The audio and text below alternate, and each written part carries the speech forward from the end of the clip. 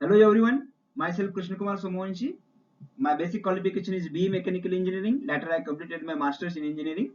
I have total 13 years of experience. Out of that 9 years I worked in a engineering college. There I was teaching mechanical engineering subject. Later I shifted to physics from last 3.5 to 4 years. I am teaching physics. Currently I am working in MRMPU College, Haveri, which is near Hubli in Karnataka. So for today, I have selected the topic for demo lecture, that is applications of Gauss law. So to understand this Gauss law, uh, we must understand electric flux.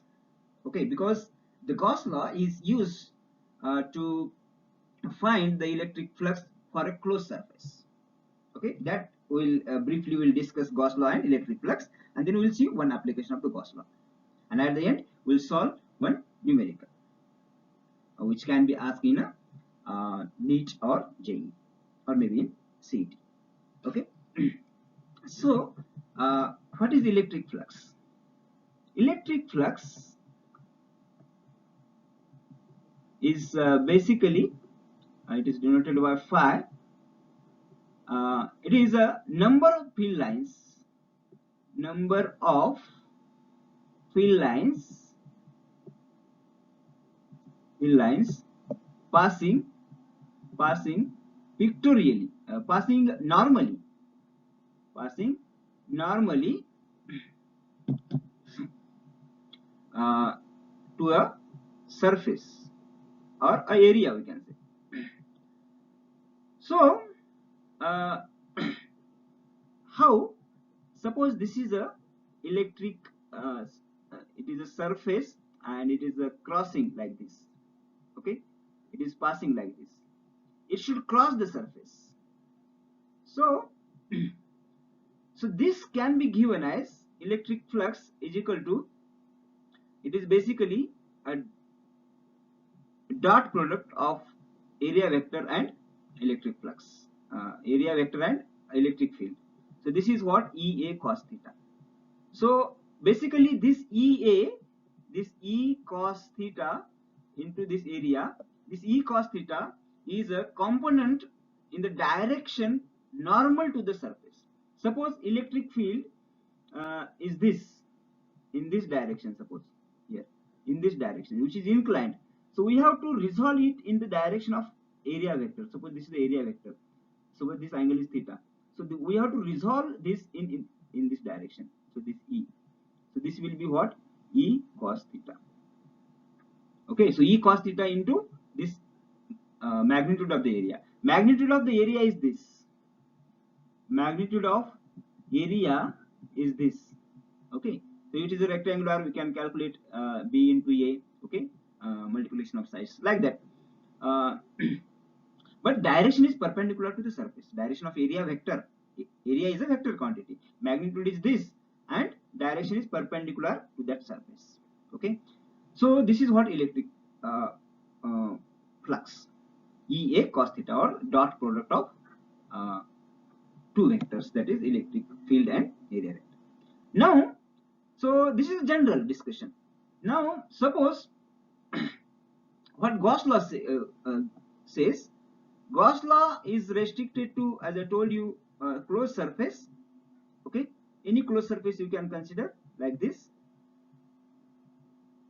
So for this surface, suppose inside there is a charge, so it will cross this surface, it will cross this surface. So field lines will be, suppose this is a positive charge, field lines in all direction.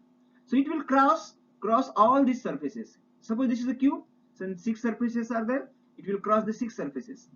So if charge is inside and if the surfaces are closed, then this electric field can be given as charge inside divided by epsilon naught. Okay, so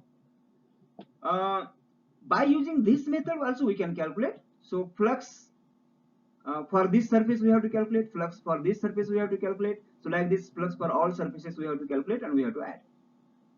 That is the way. But by using Gauss law it becomes very easy. So this is the Gauss law and electric flux. Now how this concept is applied to find electric flux of a particular thing. That is the first application of the Gauss law.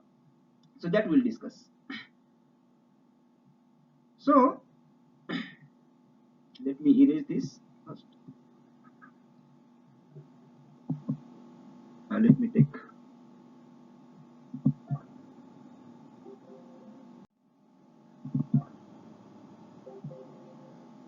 So electric field due to uniformly distributed charge on infinitely long wire. Suppose this is a wire which is having a positive charge on this, which is uniformly distributed, and we have to find the electric field at a particular point. So let us say that point is here at a distance r. Okay, so at this point we have to find the electric field due to this all charge. Total charge is, let us say, q. Okay, and total length is l. So this is, we can consider infinity. Infinity means very large distance, and total charge is also very large because length is much more, which is uniformly distributed. Charge is uniformly distributed. Now so what is the procedure applied? So from this point you create a Gaussian surface, closed surface, an imaginary surface. So that surface can be of any shape. It may be sphere, it may be a cube, it may be cylinder, like this. Okay, so symmetrical surface we have to select so that it will become easy to find the electric field. So this Gaussian surface I have selected, cylindrical. Okay, so this is what Gaussian surface. Okay, now so how to calculate electric field using Gauss law? So first, by definition I will calculate electric flux. So E is what? It is a dot product of E and A. So this will be what? EA cos theta. Now E, this we have to calculate, but what is the area vector? Sorry, magnitude of the area. So that we will calculate. But first of all, what is theta? Suppose at this surface, okay, electric field is in this direction. Okay, electric field in this direction, and surface dash area vector direction is also same, because for spherical or any curved surface we have to consider electric direction of area vector perpendicular. Okay, suppose if I will draw a tangent here, so this should be normal. So in the normal direction we have to take direction of area vector. So here both directions are same, so angle will be 0. So cos 0 will be 1. So ultimately EA. This is the, by definition we are getting flux. But what about area? Area, now look here, flux, suppose one edge, this I will take. So this field lines are going like this. Electric field is like this in our direction. Okay, but means what? This electric field is on this surface. Okay, in our direction, like this, in at throughout this length. Okay, so it is passing like this at every point like this. Okay, in the cylinder. But for this surface, the field lines are not going. Okay, so this we have to cancel, or we can say this and this field lines, they will cancel each other. So no flux on this side. Okay, so here on this bottom surface and upper surface there is no flux. Only this surface area we have to consider. Okay, so that will be 2 pi r into length. Let us say consider the length of this is can we suppose if you take this is infinity length and this is infinity charge, I will take this L. Okay, this I will take L, this length which I have considered for Gaussian, height of the cylinder. Okay, and radius of the cylinder is r, because our point is at a distance r. So now by Gauss law, how we can calculate electric flux? It says that charge inside charge inside is, let us say, q. Charge on this much length only, on L length only. So that charge is let us assume that charge is q. Okay, charge q in, I will write inside charge, divided by uh, epsilon naught. This is the as per Gauss law. But what is charge inside? Total charge is q infinity, suppose. So for that we have to use linear charge density concept. Linear charge density concept. So what is this linear charge density concept? So this lambda is equal to total charge upon total length. This ratio remains constant. Okay, and corresponding or this can be also true if charge is uniformly distributed. Suppose this much length, okay, finite length. So charge on that is q, okay, which is our q in. So this ratio is also equal to this. This ratio is equal to this ratio, and this ratio is called linear charge density. Okay, so this we will use. So from this, q in is equal to this lambda into this length. So lambda n is our charge inside on this length, because for Gauss law we have to consider charge inside only. So this will put here, flux is equal to lambda L divided by epsilon naught. So whatever the method followed, this or this, the electric flux should be equal. So these two flux are equal. So by equating these two, EA is equal to lambda L divided by epsilon naught. So A is equal to lambda L by epsilon naught. This is lambda L epsilon naught into E. This is a electric flux. No, electric field we have to calculate. So electric field we have to calculate. So E I will keep on this side and A I will take on this side. Okay. Now I will put the value of L, while value of E here. By putting that here, I will write on this side. So E is equal to lambda L divided by epsilon naught into area is 2 pi RL. This area here, this area, this area we have considered, right? So that will be 2 pi R into this length. Okay. So this L get cancelled. Ultimately, what you are getting, the electric flux is equal, electric field is equal to lambda divided by 2 pi R into epsilon naught. Okay, so this is what we are getting. So in this way, using Gauss law, we have calculated the electric flux for this uniformly distributed charge on the infinitely long wire.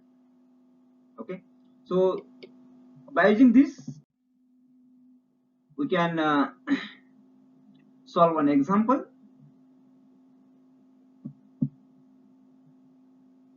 So a cylinder of radius r and length L placed in a uniform electric field E parallel to the cylinder axis. The total flux for the surface of the cylinder is given by this or this. So how to solve? A cylinder of radius r, okay, a cylinder of radius r is there, r and L, radius is r, total length is L, and placed in a uniform electric field parallel to the cylinder axis. So this is the axis of the cylinder, means electric field lines are, electric field is like this, parallel to the axis, because this is the axis of the cylinder. Okay, and this is the electric field. So how to find the electric flux? Now look, for this, for this surface, okay, field lines are going parallel like this, and area vector we have to consider this. So angle between area vector and electric field is 90 degree here for this surface. Okay, so means EA flux will be what? EA cos 90, cos 90 is 0, so flux is 0. But for this surface, bottom surface and top surface, field lines are crossing perpendicular normally. Okay, in a perpendicular direction they are crossing. Means flux will be EA into angle will be what? For this area vector is this. For this area vector is this. And for bottom side area vector is downward side. Why? Because it is a closed surface. So direction of area vector we have to consider outside. For a plane surface we can consider anything. This direction also okay, this direction also okay. But for a closed surface, any closed surface, we have to consider only outside, not inside. So here direction of area vectors are like this. So for upper surface, EA into cos 0 definitely, because this is the direction of area vector, this is the direction of electric field. So both are in same direction, angle will be 0. So cos 0 is 1, so this is the EA. But for bottom surface, direction is exactly opposite. This is the electric field going up and area vector is in the downward direction. So that flux for the lower surface will be EA into cos 180, angle between area vector and electric field. So cos 180 is minus 1, so this becomes minus EA. So ultimately total flux will be EA, this EA plus this EA plus this flux.